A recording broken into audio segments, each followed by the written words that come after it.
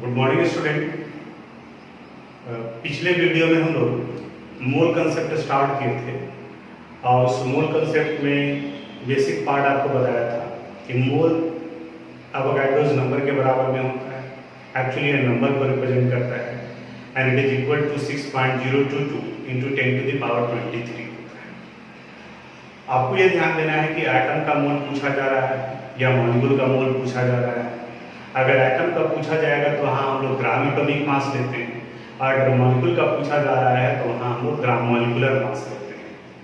कुछ एक क्वेश्चन भी आपको प्रैक्टिस क्वेश्चन वाले पार्ट में दिए थे। आप में से कई लोग असाइनमेंट वाले क्वेश्चन उसको सबमिट भी किए हैं, देखे हैं, सही बनाए हैं वो। आज उसी से आगे बढ़ते हैं हम लोग। यानी कि अगर मॉलिक्यूल दिया हुआ है, मॉलिक्यूल का मास दिया हुआ था तो आप लोग उसका नंबर निकाल लिए। अब उसी में बढ़ते कि अगर मॉलिक्यूल दिया हुआ हो और नंबर ऑफ कंस्टिट्यूएंट एटम पूछा जाए तो कैसे निकाल सकते हैं। जैसे क्वेश्चन देखो, अगर क्वेश्चन में ये पूछा जा रहा है determine the number of atoms of each element in 10 gram of calcium carbonate. Calcium carbonate के 10 ग्राम में कैल्शियम के कितने एटम होंगे, कार्बन के कितने एटम होंगे और ऑक्सीजन के कितने एटम होंगे। ये क्वेश्चन है यहाँ पर। अब इसे सोल्व करते हैं। According to question, mass of calcium carbonate is given CaCO3 कितना ग्राम दिया हुआ है, 10 ग्राम। चूंकि ये मॉलिक्यूल है इसलिए इसका ग्राम मॉलिक्यूलर मास लेंगे। और एक चीज अब और ध्यान रखना, चूंकि ग्राम मॉलिक्यूलर मास उसके 1 मोल के बराबर होता है तो यहाँ ग्राम मॉलिक्यूलर मास भी लिख सकते हैं या ग्राम मॉलिक्यूलर मास की जगह पर हम लोग मोलर मास भी यूज कर सकते हैं। इसे हम लोग मोलर मास भी यूज करेंगे। और इनका वैल्यू कितना दिया हुआ है, 100 ग्राम आता है ग्राम मॉलिक्यूलर मास का। और चूंकि ये इसके 1 मोल को रिप्रेजेंट करता है इसलिए मोलर मास में यूनिट 100 ग्राम पर मोल दिखाया जाता है। फिर से ग्राम मॉलिक्यूलर मास उसके 1 मोल के बराबर होता है, इसलिए ग्राम मॉलिक्यूलर मास की जगह पर मोलर मास भी लिखते हैं और यूनिट में थोड़ा सा चेंज कर देते हैं, ग्राम की जगह पर ग्राम पर मोल होता है। जैसे अगर आप चीनी खरीदने जाते हो तो 1 किलोग्राम चीनी का प्राइस अगर 50 रुपीज आपको पे करना पड़ रहा है, तो अगर कोई आपसे पूछता है कि चीनी का रेट कितना है तो आप बताते हो 50 रुपीज पर किलोग्राम। तो पर किलोग्राम का मतलब हो गया वो उसके 1 किलोग्राम का रेट प्राइस दिया हुआ है। उसी तरह से यहाँ पर मोल का मतलब हो गया इसके 1 मोल का मास 100 ग्राम है, तो वही तो ग्राम मॉलिक्यूलर मास कहा जाता है। तो ये कंसेप्ट यूज करोगे क्योंकि आगे मोलर मास ही टर्म यूज होने वाला है, न्यूमरल वैल्यू वही होता है। अब यहाँ से इसका मूल निकाल लेते हैं। तो मूल of calcium carbonate given mass 10 divided by gram molecular मास यानी 100। तो 10/100 करेंगे तो ये वैल्यू आ गया 0.1, ये 0.1 है।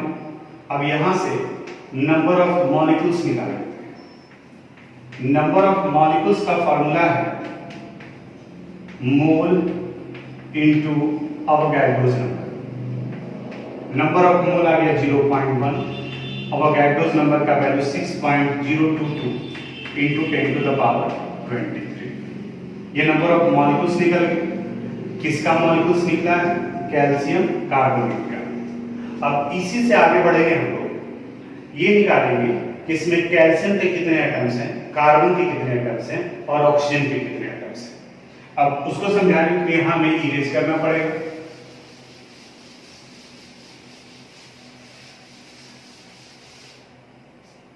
ये नंबर ऑफ मॉलिक्यूल्स कैलकुलेट करने के बाद में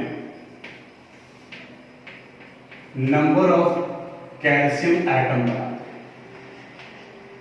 अब देखो इस पूरे फार्मूला में CaCO3 का मतलब क्या हुआ, 1 molecule of calcium carbonate is made up of 1 atom of calcium, 1 atom of carbon and 3 atoms of oxygen. तो जब कैल्शियम का एटम निकालेंगे तो इस फार्मूले में चूंकि कैल्शियम का एटम 1 है तो यहां लिख दिए 1, और इस कैल्शियम के कार्बोनेट के नंबर ऑफ मॉलिक्यूल्स कितने हैं, ये इसको मल्टीप्लाई करोगे तो ये वैल्यू आ जाएगा 6.022 इंटू 10 टू द पावर 22। यहां लिखेंगे 1 into 6.022 into 10 to the power 22, it would be equal to 6.022 into 10 to the power 22. अब नंबर ऑफ कार्बन एटम्स निकाल लेते हैं। यहां कार्बन का नंबर ऑफ एटम्स कितना है 1, तो इसे भी 1 से मल्टीप्लाई करेंगे, तो 1 into 6.022 into 10 to the power 22, ये वैल्यू भी होगा 6.022 into 10 to the power 22। Third atom है ऑक्सीजन, तो number of oxygen atoms it would be equal to, देखो इस फार्मूले में ऑक्सीजन का कितना एटम्स है 3, तो इसको 3 से मल्टीप्लाई करना होगा, तो 3 into 6.022 into 10 to the power 22, multiply करने के बाद ये वैल्यू आ जाएगा 18.066 into 10 to the power 22। Scientific notation में कन्वर्ट करते हैं तो ये वैल्यू आ जाएगा 1.8066 इंटू 10 टू द पावर 23। तो जब क्वेश्चन स्टार्ट किए थे तो क्वेश्चन क्या पूछा जा रहा था? क्वेश्चन था how many number of atoms of calcium, carbon and oxygen are in 10 gram of calcium carbonate. तो कैल्शियम कार्बोनेट चूंकि मॉलिक्यूल था, तो सबसे पहले हम लोग नंबर ऑफ कैल्शियम कार्बोनेट के मॉलिक्यूल्स निकाल लिए, ये इतना हो गया। और इस कैल्शियम कार्बोनेट के मॉलिक्यूल को देखेंगे, कैल्शियम का 1 एटम है तो 1 से मल्टीप्लाई, कार्बन के 1 एटम है तो 1 से मल्टीप्लाई, ऑक्सीजन के 3 एटम्स है तो 3 से मल्टीप्लाई करो। उसी तरह के क्वेश्चन को समझाने के लिए एक और एग्जांपल यहाँ बता रहे हैं। सेकंड क्वेश्चन पर आते हैं। मान लीजिए इस क्वेश्चन में दिया हुआ है calculate the number of atoms of each element in 90 gram of glucose C6H12O6। इसका वैल्यू कितना दिया हुआ है 90 ग्राम। तो अब देखो इस ग्लूकोज में कौन कौन से एलिमेंट के एटम्स हैं, कार्बन, हाइड्रोजन और ऑक्सीजन, और इनका मास दिया हुआ है 90 ग्राम।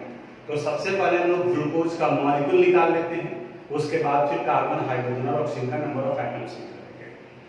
तो पहले इंफॉर्मेशन जो दिया हुआ उसको सेपरेट कर लेते हैं according to question. Mass of glucose is given C6H12O6, it is 90 gram. Gram molecular mass या इसी को हम लोग मोलर मास अब यूज करेंगे। तो ग्लूकोज का मॉलिक्यूलर मास आप पहले निकाल चुके हो, ये 180 होता है, तो इसलिए यहाँ पर हम लोग लिखेंगे 180 ग्राम पर मोल, और यहाँ से अब इसका मूल निकालते हैं। Mole is equal to mass by molar mass, तो मास हो गया 90, मोलर मास हो गया 180, तो 90 डिवाइडेड बाय 180, ये 1/2 यानी 0.5 आ गया। ये आगे इसका नंबर ऑफ मोल। अब यहाँ से हम लोग नंबर ऑफ मॉलिक्यूल्स निकाल लेते हैं।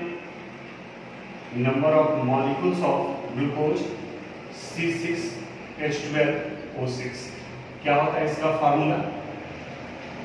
मोल into Avogadro's number. Number of mole 0.5, Avogadro's number का value 6.022 into 10 to the power 23, it means 3.011 into 10 to the power 23।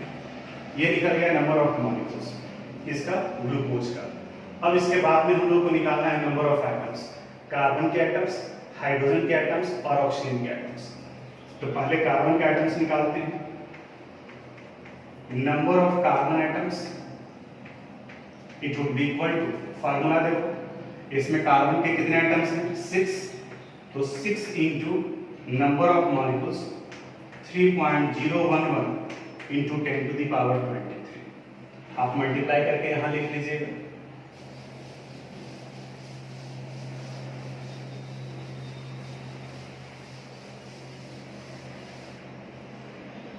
Number of carbon atoms निकल गए। और इसी तरह से फिर नंबर ऑफ हाइड्रोजन एटम्स निकाल लेंगे। हाइड्रोजन का नंबर 12 है, 12 into number of molecule 3.011 into 10⁻23। आप इसे मल्टीप्लाई करके लिख लोगे। और अब समझ में आ रहा होगा कि नंबर ऑफ ऑक्सीजन एटम्स कितने लिखने जा रहे हैं। ऑक्सीजन का नंबर 6 है, तो आ गया 6 इंटू 3.011 इंटू 10⁻23। तो इसे आप यहाँ मल्टीप्लाई करके कंप्लीट करें। तो इस तरीके से एक स्टेप और आगे बढ़े हम लोग मॉलिक्यूलर मोल कंसेप्ट के केस में कि अगर मास दिया हुआ है सब्सटेंस का तो हम लोग उस मॉलिक्यूल से नंबर ऑफ एटम्स भी निकाल सकते हैं। अब इसके बाद हम एक क्वेश्चन पे बढ़ रहे हैं। इस तरीके का क्वेश्चन आप एनसीईआरटी ग्रुप में देखे होंगे। हम एग्जैक्ट उसी क्वेश्चन को डिस्कस नहीं कर रहे हैं, उसको समझाने के लिए एक दूसरे क्वेश्चन का यूज कर रहे हैं। जैसे अगर मान लिया कि आपसे पूछा जा रहा है कि how many number of atoms are present in following, और इसमें 3 क्वेश्चन है। सपोज एक में दिया हुआ है 24U कार्बन, दूसरे में दिया हुआ है 24 ग्राम कार्बन, और थर्ड में दिया हुआ है 24 mole carbon. 24U carbon, 24 gram carbon और 24 मोल कार्बन में आपको कार्बन का नंबर ऑफ एटम्स निकालना है। अब एक एक करके समझते हैं। जैसे सबसे पहले 24U के बारे में बात करते हैं। U यानी कि एटॉमिक मास। आप याद करो कि कार्बन का एटॉमिक मास कितना होता है। कार्बन का एटॉमिक मास 12U होता है। तो 12U कहने का मतलब उसके एक एटम का मास है 12U। एक एटम का मास है 12U। तो 24U में कितने नंबर ऑफ एटम्स हो जाएंगे? 2 एटम्स। यानी कि फर्स्ट केस में नंबर ऑफ एटम्स अगर निकालोगे तो यहां इनका नंबर ऑफ एटम्स हो जाएगा 24U divided by 12U। It means 2। It has only 2 atoms. फिर से U, ये 12 कहां से आ गया? Atomic mass. कार्बन का एटॉमिक मास 12 होता है, इसलिए उसको 12U की। दूसरे वाले क्वेश्चन में यहां ये ग्राम दिया हुआ है 24 ग्राम। तो अब सबसे पहले आप मोल निकालो। तो given mass of carbon is 24 gram. Carbon का ग्राम एटॉमिक मास कितना होता है? 24 ग्राम। ग्राम एटॉमिक मास कितना हो गया? 12 ग्राम। तो ये ग्राम ग्राम कैंसिल हो गया, इनका नंबर ऑफ मोल निकल गया कितना? 2। और जब नंबर ऑफ मोल निकल गया तब आप यहां से नंबर ऑफ एटम्स निकालोगे। तो नंबर ऑफ एटम्स का फॉर्मूला है mole into Avogadro number. It means 2 into 6.022 into 10⁻23। It would be equal to 12.044 into 10⁻23, और लिख सकते हैं 1.2044 इंटू 10⁻24। दोनों के यूनिट में देखो न्यूमरल वैल्यू सेम है। यहाँ जब 24U था तो नंबर ऑफ एटम्स 2 आ गया। जब ये 24 ग्राम था तो 24 ग्राम का मतलब 2 मोल्स ऑफ कार्बन एटम, और जब 2 मोल निकल गया तो यहाँ नंबर ऑफ एटम्स निकाल लिया। और थर्ड में ऑलरेडी नंबर ऑफ मोल ही दिया हुआ है 24। तो यहाँ से जब आप नंबर ऑफ एटम्स निकालोगे तो फॉर्मूला है मोल इंटू अवोगाड्रोज नंबर, यानी 24 इंटू 6.022 इंटू 10⁻23। अब आप मल्टीप्लाई करके इसको लिख सकते हो। तो कंसेप्ट समझे, क्या दिया हुआ है और उसके अनुसार से निकालोगे। U अगर दिया हुआ यानी कि यूनिफाइड मास, तो उसके एटॉमिक मास से कंपेयर करें। ग्राम में अगर दिया हुआ या किलोग्राम यानी कि मास दिया हुआ है तो उसके ग्राम एटॉमिक मास या ग्राम मॉलिक्यूलर मास से करेंगे अगर मॉलिक्यूल है तो। और अगर मोल दिया हुआ है तो फिर मोल को अवोगाड्रो नंबर से कंपेयर करके निकाल लेंगे नंबर ऑफ एटम्स। तो ऐसे ही एक क्वेश्चन आपको हीलियम से रिलेटेड मिलेगा, आर्गन से रिलेटेड मिलेगा। तो बनाते वक्त में इस चीज का आप ध्यान रखोगे, क्वेश्चन बन जाएगा। ये ध्यान देना है कि U है, ग्राम है या फिर मोल दिया हुआ है। इस वीडियो को 2 बार 3 बार आप रिपीट करके देखो कि कैसे हम बताने की कोशिश कर रहे हैं, उसके बाद में फिर बनाओगे आप क्वेश्चन। अब हम लोग मोल कंसेप्ट के अगले वाले पार्ट में बढ़ते हैं। आपको कुछ एक जगह पर क्वेश्चन मिलेगा जहां पूछा जाएगा कि 1 एटम का मास कितना होगा, 1 मॉलिक्यूल का मास कितना होगा, या 100 एटम्स का कितना होगा। तो अगर 1 एटम का निकाल लिए तो बाकी आप 100 एटम्स, 20 एटम्स, जितना भी नंबर ऑफ एटम्स का मॉलिक्यूल है वो निकल जाएगा। थोड़ा बिल्कुल एकदम ध्यान से समझोगे, एक एक कंसेप्ट बताने की कोशिश कर रहे हैं। जैसे अगर हम लोग फिर से पिछले क्लास जैसा ही स्टार्ट करते हैं, अगर आपसे पूछा जाए एटॉमिक मास ऑफ कार्बन ये कितना है, तो आप बताते हो 12 U। अगर आपसे पूछा जाए ग्राम एटॉमिक मास ऑफ कार्बन ये कितना होगा, तो representation of atomic mass in gram is called gram atomic मास, ये वैल्यू हो जाएगा 12 ग्राम। और ग्राम एटॉमिक मास इसके 1 मोल के बराबर होता है and it contain 6.022 into 10 to the power 23 atoms, 23 atoms of carbon। ये कार्बन के एटम्स को रखता है। दूसरा एग्जांपल, अगर हमें एटॉमिक मास ऑफ कैल्शियम पूछा जाए तो ये वैल्यू हो जाएगा 40U। अगर आपसे पूछा जाता है कि ग्राम एटॉमिक मास ऑफ कैल्शियम कितना है, तो ये वैल्यू हो जाएगा 40 ग्राम। कैल्शियम है Ca और इस 40 ग्राम में कैल्शियम के 1 मोल को रिप्रेजेंट करता है and it contain 6.022 into 10 to the power 23 atoms किसका, कैल्शियम का।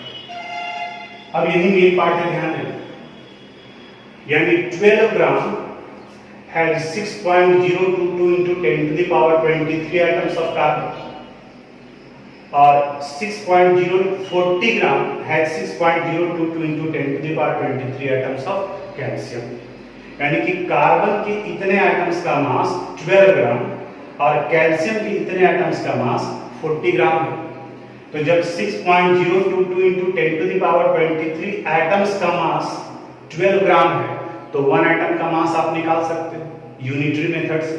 6.022 into 10 to the power 23 atoms has मास 12 ग्राम, तो 1 atoms has mass 12 divided by Avogadro number. यानी कि इस तरह से हम लोग निकाल सकते हैं therefore mass of 1 atom of carbon it would be equal to 12 divided by Avogadro number 6.022 into 10 to the power 23। यहां पर ये निकल गया 1 एटम ऑफ कार्बन का मास। उसी तरह से यहां पर अगर कैल्शियम के एक एटम का मास निकालना है, मास ऑफ 1 एटम ऑफ कैल्शियम, तो फिर से वैसे ही सोचो 6.022 into 10 to the power 23 atoms of calcium has mass 40 ग्राम, तो 1 एटम का मास हो जाएगा 40 divided by 6.022 into 10 to the power 23।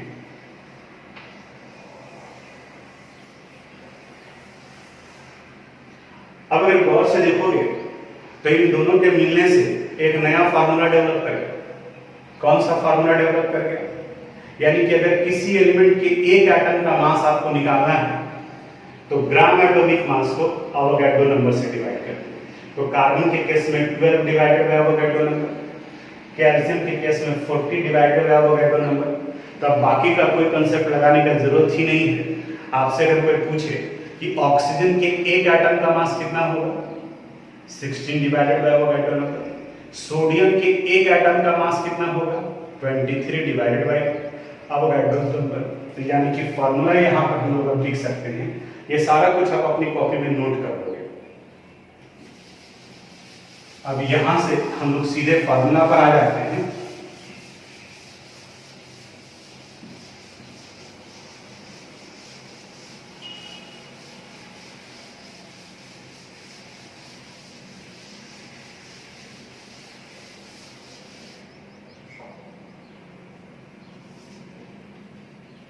Mass of an atom, एक एटम का अगर मास निकालना है तो it would be equal to gram atomic mass divided by Avogadro's number Na, यानी 6.022 into 10 to the power 23। अब जब एक एटम का निकल गया तो 100 एटम्स का कहेगा तो इसको 100 से मल्टीप्लाई कर देंगे, 500 का कहेगा तो इसको 500 से मल्टीप्लाई कर देंगे। अब चूंकि हर बार आपको डिवाइड करना होगा 6.022 into 10 to the power 23 से, एक क्वेश्चन से समझाते हैं आपको। अगर मान लीजिए क्वेश्चन में कह रहा है mass of one atom of calcium, ये वैल्यू निकालते हैं। तो फॉर्मूला यहां पर हो जाएगा since mass of an atom is equal to gram atomic mass divided by Avogadro's number। तो कैल्शियम का ग्राम atomic mass 40 divided by 6.022 into 10 to the power 23। अब हर बार नहीं आएगा तो एक फैक्टर याद रखना, 1/6.022 ये वैल्यू 0.166 होता है, और ये 10 to the power 23 ऊपर में जाएगा तो 10 to the power -23 हो जाएगा। यानी कि अगले स्टेप में आप इसे लिख लो 40 into 0.166 into 10 to the power -23, यानी कि mass of an atom is equal to gram atomic mass by atomic Avogadro's number. तो ये 6.022 को ऊपर ले जाएगी, ये 0.166 हो जाएगा, यानी फैक्टर बन गया 1 डिवाइडेड बाय 6.022 करके देखना। और ये 10 to the power 23 ऊपर में चला गया तो -23। अब आप इसको मल्टीप्लाई कर सकते हैं, ये वैल्यू आ जाएगा 4 into 1.66 into 10 to the power -23। अब इसको 4 से मल्टीप्लाई कर दीजिए,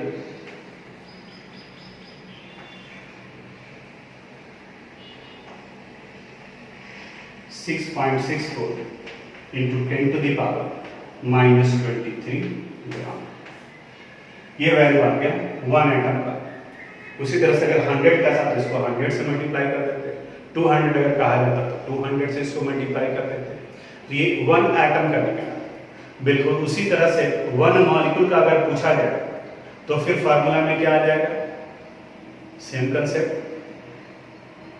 ग्राम molecular mass divided by Avogadro, यानी कि 1 एटम का mass gram atomic mass by Avogadro number, 1 molecule का mass gram molecular mass divided by Avogadro. तब इससे रिलेटेड कुछ क्वेश्चन देंगे आपको प्रैक्टिस क्वेश्चन में, उसको आप बनाइएगा, इसे कंप्लीट कर लीजिएगा। और इसके बाद में बहुत इंपॉर्टेंट टॉपिक अब स्टार्ट करने जा रहे हैं हम लोग, मोल कंसेप्ट से रिलेटेड, जो कि 12th क्लास में बिल्कुल रिपीट होगा। यानी कि जितना पोर्शन बताएंगे वही सारा का सारा पार्ट रिपीट होगा, सॉल्यूशन से रिलेटेड। पहले सॉल्यूशन के बारे में बात करेंगे, सॉल्यूशन है क्या, सॉल्यूशन के टाइप्स कौन कौन से हैं, और फिर उसी से रिलेट कर देंगे molarity, mole fraction, mass percentage, volume percentage. लेकिन आप पीछे नहीं रहो, मेरे साथ में चलो, डेविएट नहीं करो, जैसे जैसे जितना बता रहे हैं उसके अनुसार से आप कहते चलो। और अब जो आगे पढ़ने वाले हैं वहाँ भी मोल का ही जरूरत पड़ेगा, वो आपका 12th में भी रिपीट होगा, यानी कि बिल्कुल वही पार्ट, यानी 3-4 क्लास जो भी आप पढ़ोगे मोलरिटी, मोल फ्रैक्शन वगैरह का, वो सब का सब 12th में कॉमन है, यानी कि 12th में भी उसी से रिलेटेड होता है। तो वहाँ पर उसके बारे में बात करेंगे। आज यहीं तक, थैंक यू।